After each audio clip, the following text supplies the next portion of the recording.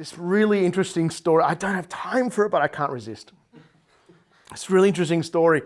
As Anne Judson is running around the city, fraught, trying to get her husband free, trying to get him some food, trying to get some of the fetters taken off, trying to get some of the tortures just alleviated, she comes across this one government official, and he is just the most hard-hearted, the most pernicious man. And she begs him, please. It's like the splintering 50-degree day heat right in the middle of the country. And she's pleading with him. And he says, I'm not going to help your husband. He's going to die. I hate him. I hate all you Westerners. And then he says to her, I see that umbrella you're carrying. Did you enjoy your 6-mile walk over here under the shade of that umbrella? And then he gets one of his petty servants to come and wrest it off her. So aggressively, she almost falls down as injured, as to walk all those miles back home. Not only achieving nothing, but losing the only last umbrella she has. So that's one story. There's a follow-up to it.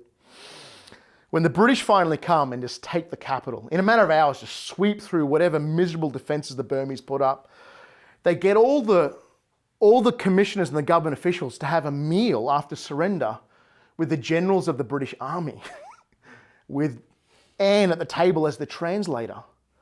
And here is this man that treated her so indignantly.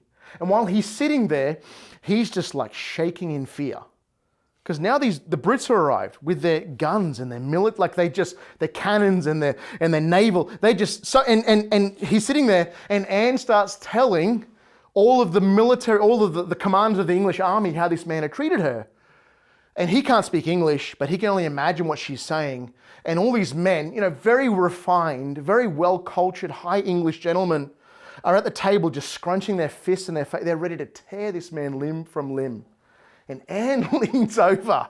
She puts her hand on his arm and she says a very quiet, gentle phrase in Burmese. It's all going to be fine. And then she told the rest of the English, leave him alone. May he be God's servant, and may he know God's justice for how he treated us. You've got to go and read that story. It's the most staggering account of seeing a man get his comeuppance, and the grace of Anne to not just have him beaten up a little bit. Like just a little touch-up wouldn't hurt the guy, but she's so patient and so gracious.